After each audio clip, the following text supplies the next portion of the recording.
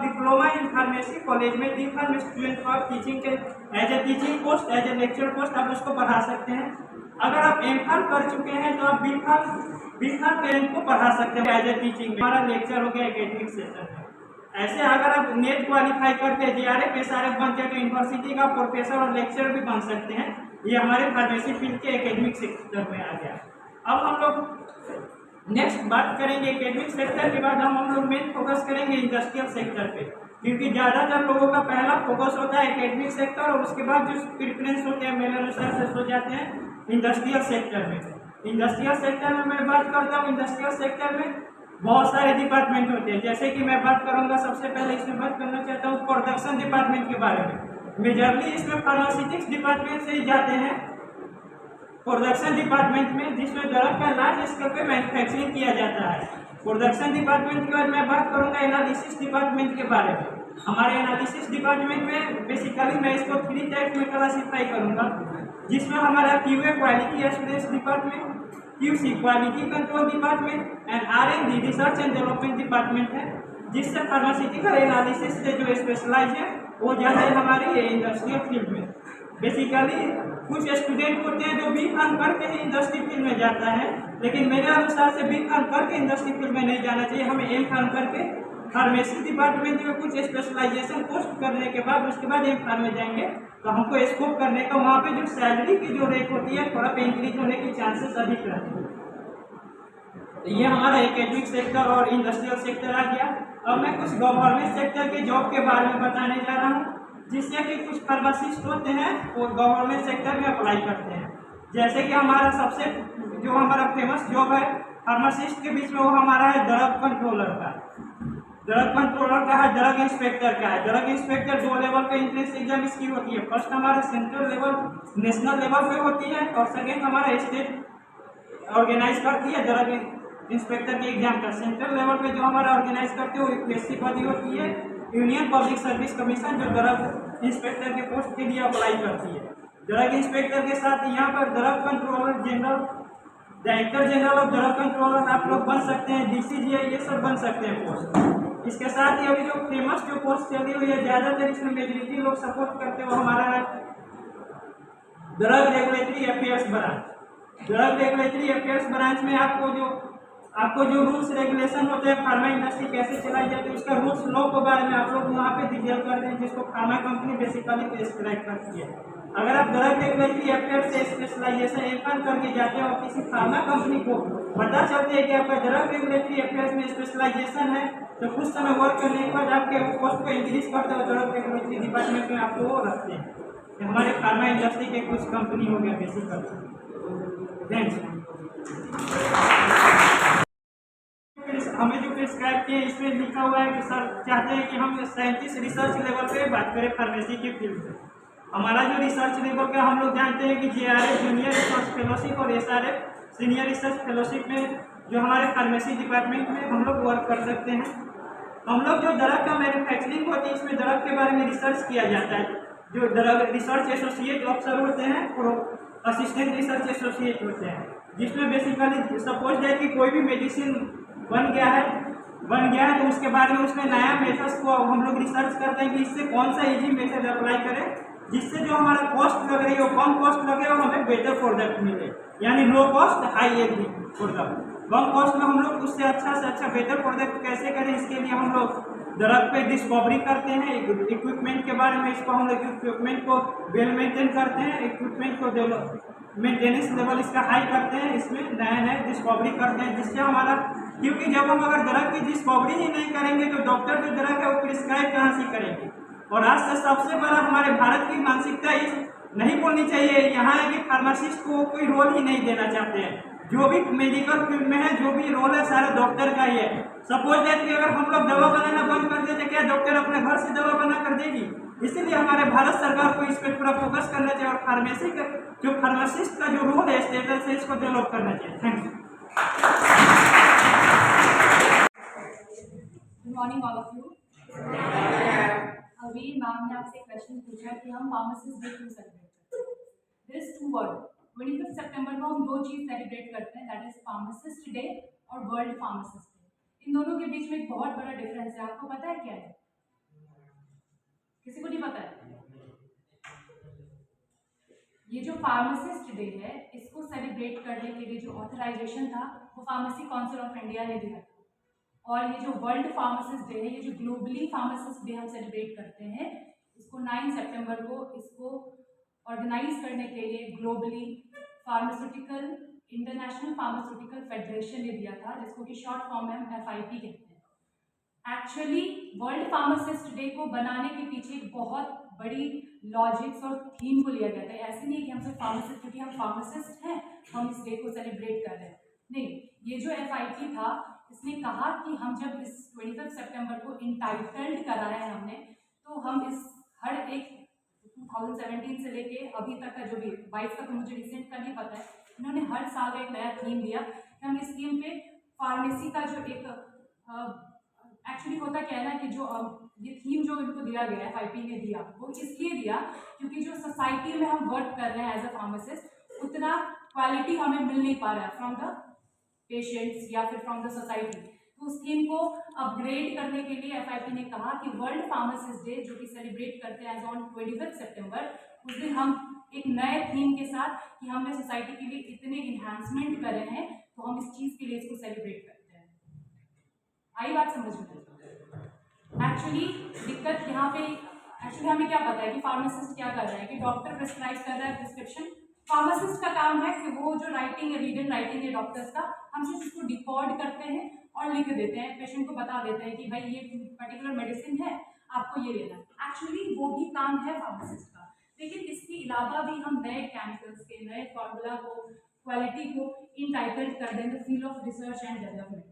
तो एक्चुअली जब हम कोई चीज़ कर रहे हैं एज अ फार्मासिस्ट हो, तुम्हारे पास बहुत सारे क्लासेस में भी मैं बताती रहती हूँ, आपके पास बहुत सारी नॉलेज है इन चीज़ों को लेकर, तो आपको पर्टिकुलरली पता होना चाहिए कि हम क्यों कर रहे हैं।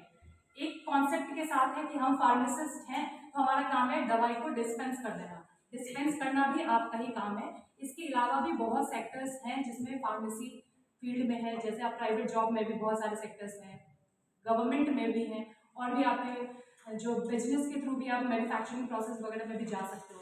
तो यहाँ पे ये जो हम वर्ल्ड फार्मासिस्ट डे बना रहे हैं, ये जो आपका FID है, इंटरनेशनल फार्मास्यूटिकल फेडरेशन, हर साल एक नया थीम लेके आया कि फार्मासिस्ट को एक्चुअली नेक्स्ट ईयर क्या करना है। इस ईयर उन्होंने क्या किया, नेक्स्ट ईयर क्या किया, और आई थिंक कि हम उसी की वजह से इसको बनाते हैं। एक्चुअली सर सही कुछ इसी तरीके का थीम है, हर साल बनाया गया।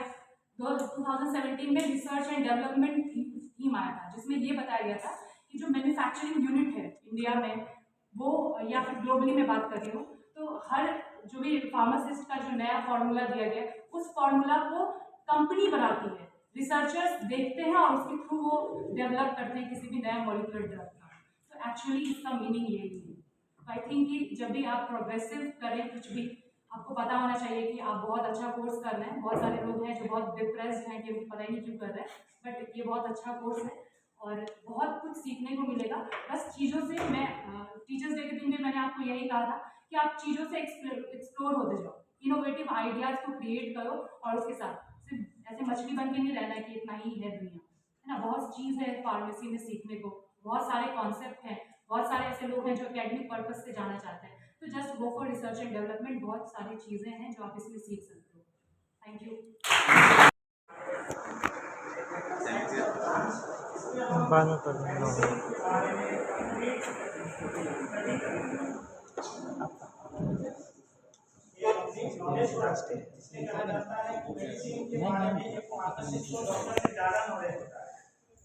फार्मासिस्ट ही है जो डॉक्टर के यहाँ विजिट करता है और डॉक्टर को मेडिसिन के बारे में बताता है।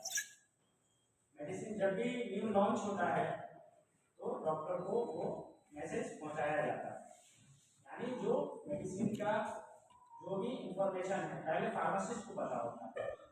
मेडिसिन को डेवलप करता है फार्मासिस्ट, ना कि डॉक्टर, और फिर उस इंफॉर्मेशन को वो डॉक्टर तक पहुंचाता है।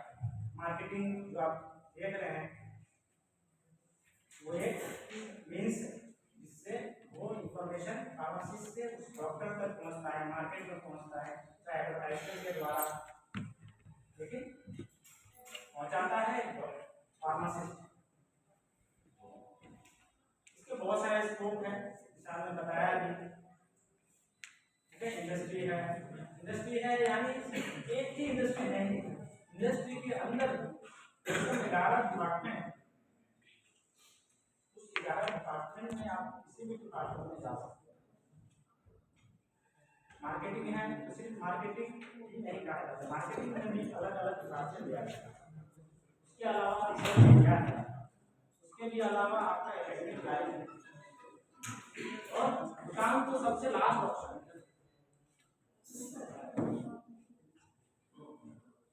हम फार्मासिस्ट डे क्यों मनाते हैं?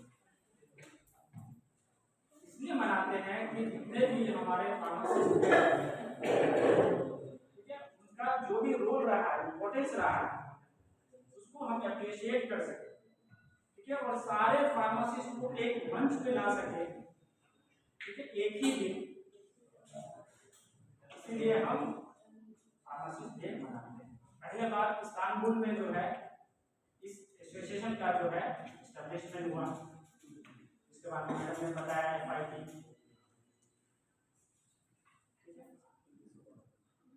1912। लेकिन 25 सितंबर को ही क्यों मनाया जाता है? एक्चुअली कल था लेकिन हम लोग आज मना रहे हैं। 25 सितंबर को ही क्यों मनाया जाता है? क्योंकि FIT जो है उसका एस्टेब्लिशमेंट खुद ही 25 सितंबर को हुआ है, इसीलिए हम लोग 25 को ही मनाते हैं।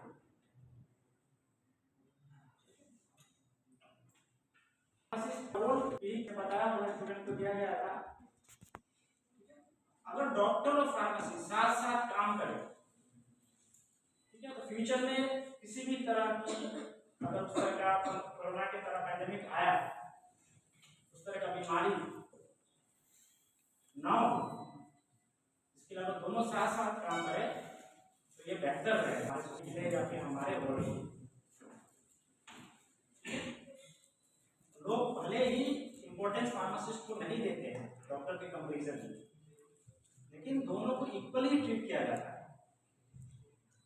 मैडम ने बताया कि डॉक्टर एक पेशेंट को लाइफ दे सकता है, लेकिन किसके जरिए? मेडिसिन के जरिए, और मेडिसिन को लाइफ कौन देता है? फार्मासिस्ट। अगर उस मेडिसिन में फार्मासिस्ट अगर लाइफ ही नहीं दे तो डॉक्टर किसी को लाइफ कैसे दे पाए? यहाँ डॉक्टर का भी उतना ही इम्पोर्टेंस है जितना फार्मासिस्ट का है, फार्मासिस्ट का भी उतना ही है जितना डॉक्टर का है। दोनों साथ साथ में काम करें तो ये बहुत बेहतर होगा। इसी के साथ जो है हम फंक्शन को एंड करते हैं। आपको बताइए स्कोप के बारे में, ठीक है। सबसे पहले मैं आप लोगों से कहूँगा टेक्निकल वर्ड को साइड में रखें, ठीक है, और सिंपल सी बात, फार्मासिस्ट इतना समझ में आप लोग समझ रहे हो, मेडिसिन कहीं ना कहीं सारी कहानी मेडिसिन से स्टार्ट है, ठीक है ना। तो from the birth till the death क्या क्या प्रोसेस होता है आप लोगों को पता है? बेबी बॉर्न करता है, टिल डेथ किस किस पीरियड से हो जाता है आप लोग जानते हो, ठीक है ना। सिंपल सी बात है, वो स्कोप कुछ नहीं, सिंपली बात है, स्कोप वहाँ से स्टार्ट होता है बर्थ के बाद। कैसे? बर्थ क्यों? सवाल ये है ना, क्यों जरूरी है? वो चीज़ तभी करते हैं ना जिसमें उसकी जरूरत होती है। तो पहले मॉलिक्यूल आप फॉर्मुलेट क्यों करो? क्योंकि आपको नेसेसरी होगी। हाँ, आपको कोई ऐसा डिजीज है जो जिसके लिए एग्जिस्टिंग कोई रेमेडी कुछ भी नहीं है, आप क्या करोगे? आपको ढूंढोगे नए मॉलिक्यूल को, ठीक है। फिर क्या करोगे? आप चेक करोगे, उसको क्या कहते हैं? पहले तो डिस्कवरी हो गया, उसके बाद आप ड्रग को ट्रीट करते हो, उसको कहते हैं प्री क्लिनिकल स्टडी, ठीक है ना। जो क्लिनिकल हो गया जब आप पेशेंट तक बात आती है, जब आप ह्यूमन जो आपका सब्जेक्ट उस पर काम करने का सोचते हैं, उससे पहले क्या हो गया? सारा प्री क्लिनिकल स्टडी, ठीक है। वहाँ पे आप चलो ये आपने साबित कर दिया, चलो केमिकल इज गुड। मैंने आपको पहली क्लास में बताया था एक ड्रग, एक मेडिसिन और विज्ञानतर है, आप लोग से डिस्कशन हुई है ना हमारी, ठीक है ना। हर मेडिसिन ड्रग है बट हर ड्रग मेडिसिन है। तो एक ड्रग को कहानी आप ड्रग से स्टार्ट कर रहे हो, उसको मेडिसिन बनने में काफ़ी कुछ से गुजरना पड़ता है, ठीक है। प्री क्लिनिकल स्टडीज, फिर आप क्या करते हो क्लिनिकल स्टडीज। आप देखो इसमें कितने मैन पावर इन्वॉल्व होते हैं, राइट। इसको हर जगह from the discovery to analysis जो आप चेक कर रहे हैं। चलो ड्रग पर आपने मॉलिक्यूल सब कुछ मान लिया, इसका मेडिसिनल वैल्यू है, ठीक है ना। अब मान लो आप दवा ऐसे, आप दवा के ऐसे ही कोई मॉलिक्यूल है ऐसे ही आप जो खाते हो टैबलेट, जो उसमें सिर्फ वही मॉलिक्यूल होता है जो आपको आपके लिए थेरेप्यूटिक वैल्यू जितना होता है, सिर्फ वो तो मेडिसिन नहीं होता है, उसमें और भी होते हैं, राइट एक्सीडेंट। तो उसको एक फॉर्मुलेशन देना। अब कोई दवा इतना तीखा है पेशेंट खा ही नहीं पाए, तो पैलेटेबल ही नहीं है जो आप खा सकते हो, तो फॉर्मुलेशन। अब कहानी होगी एक क्लिनिकल स्टडीज से फॉर्मुलेशन सब जगह पास हो जाता हो, फॉर्मुलेट करते हैं। फॉर्मुलेशन का मतलब क्या होता है? फॉर्मुलेशन का मतलब ये नहीं होता, ये होता है आपने सब कुछ डिस्कवरी कर लिया, आप इस फॉर्म में आप दो। कितने फॉर्मुलेशन आप लोग जानते हैं मार्केट में?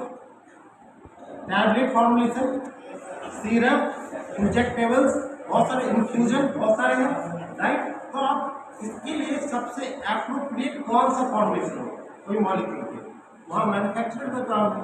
आप मैन्युफैक्चरिंग कर लेते हो, अब आप सही मैन्युफैक्चर किए हो कि नहीं किए, इसको कौन चेक करेगा? एनालिटिकल डिपार्टमेंट होगा। अब सब चीज़ को अपने सब्जेक्ट से आप कोरिलेट कर सकते हो, आपने सब कुछ पढ़ना है, तो ऐसी चीज़ को आप स्किप करते हो, तो आपका मन नहीं लगता, आप बोलोगे नहीं ये मेरी चॉइस करनी है, लेकिन वो आपका पार्ट है, उसके बिना आप चल नहीं सकते, राइट। चलो मैन्युफैक्चरिंग हो गया, फॉर्मुलेशन हो गया, सब कुछ, राइट। जब फॉर्मुलेशन आप देख रहे हो एक चीज के लिए कितने मेडिसिन होते हैं, हाँ सिंपल, मैं हमेशा एग्जांपल देता हूँ आप लोगों को एंटीबायोटिक, राइट। कितने वैरायटीज ऑफ एंटीबायोटिक है? बहुत सारे। उसका रीजन क्या है? आपको सब्जेक्ट टू सब्जेक्ट हर एंटीबायोटिक सबको सूट नहीं करता है। सेम कहानी माइक्रो ऑर्गेनिज्म पे ही है, एक एंटीबायोटिक सारे माइक्रो ऑर्गेनिज्म को किल नहीं कर सकता, ठीक है। तो जहाँ जहाँ पे आप देख रहे हो स्टेप बाय स्टेप सोचो, और आपका रोल, आपको कौन सा रोल निभाना है ये सोचो। आपको इंडस्ट्री में जाना है, मैन्युफैक्चरिंग वहाँ कर सकते हो, मैन्युफैक्चरिंग हो गया, एनालिसिस वहाँ कर सकते हो, R&D डिपार्टमेंट भी वहाँ होता है। एक इंडस्ट्री क्या होता है, फुल फ्लैश इंडस्ट्री जो है उसके पास सारे डिपार्टमेंट होने चाहिए, from discovery to formulation. Formulation के बाद क्या आता है? पैकेजिंग, उसके बाद उनका काम खत्म हो गया। उसके बाद किसका काम आता है? जो डिस्पेंस करते हैं, तो फार्मासिस्ट दुकान खोल के फार्मेसी खोल के डिस्पेंसिंग करते हैं, उनका रोल है वहाँ पे। इससे आगे बढ़ो तो देखिए ये सब एक सीधी हुआ, एक चेन हुआ, ठीक है। जिसके बिना आप कहीं भी इंटरप्शन हुआ तो आप आगे नहीं बढ़ सकते, राइट। अल्टीमेट क्या होता है? चलो सब कुछ हो गया, ड्रग डिस्पेंस हो रहा है, सब कुछ, उसके बाद भी आप पढ़ोगे आगे, अभी थर्ड ईयर फोर्थ ईयर आप लोग करोगे, जो ऑलरेडी आपने सुना होगा कुछ ड्रग बैंड हो गया, बैंड हो गया, राइट। क्यों? क्योंकि पॉसिबल नहीं है एक मॉलिक्यूल को आप पर्टिकुलर एक प्रोटोकॉल बनाए, आप उसके अंदर उसको चेक कर सकते हैं एक लिमिटेड टाइम। एक ड्रग को जो डिस्कवरी होता है मॉलिक्यूल, उसको फॉर्मुलेशन में आने में कितना लगता है? On average years 20 years on average होता है, जल्दी आते हैं, कुछ सुलिट होते हैं, उसके बावजूद भी उसकी सारी स्टडीज नहीं हो पाती, राइट। तो हर जगह आप एब्जॉर्ब हो सकते हो, और सारा सिस्टम को सुपरवाइज करने के लिए एक गवर्नेंस होता है जो सब चीज़ को सुपरवाइज करता है, तब वहाँ एब्जॉर्ब हो सकते हो। आपको चुनना है कहाँ पे, फिर आप ये सोच नहीं लो जो बाकी लोग क्या करते हैं, आप इसके बाद कुछ नहीं कर पाओगे, बाकी लोग क्या एमआर कर रहे हैं, अरे एमआर अपने आप में बहुत अच्छा प्रोफेशन है, आपको प्रॉब्लम है, और आपको अच्छा नहीं लगता है, आपको जो बनना है आप वो बनो, आपके पास ढेरों सारी अपॉर्चुनिटी है, आप ये बोलते बोलोगे नहीं अरे कैप्टन फार्मेसी रहना इसके बाद तो कोई स्कोप ही नहीं, आप सोचोगे तो स्कोप है, ठीक है। आपको अगर क्रिकेटर बनना है तो फुटबॉल खेलने को ज़्यादा टाइम कहाँ देते हैं, क्रिकेट खेलने देते हो, राइट। तो आप सब कुछ जानना है, लेकिन मुझे पहले से अपना गोल फिक्स करना है, we have to move towards, ठीक है, गुड। तो चीज़ों को समझिए, तब उसको पढ़िए, कोई भी चीज को पढ़ के बिना समझे में आगे बढ़ना बेवकूफी। तो एक कहते हैं ना इलिटरेट और पढ़े लिखे इंसान में क्या फर्क है? आपको जो बोला जा रहा है, जो लिखा जा रहा है, वही आप पढ़ रहे हैं। तो होते नहीं गधा है क्या मतलब? आपको उसको पता है डायरेक्शन कहाँ जाना है, बिल्कुल चलाएगा। तो आप लोग अप्रोच ठीक है ना, सोचते नहीं, सोचोगे तो कुछ भी डिस्कवरी करने से पहले क्या डिस्कवर करना है? Self discovery. आप कुछ भी डिस्कवर तब कर पाओगे जब अपने आप को खोज पाओगे, राइट? चलिए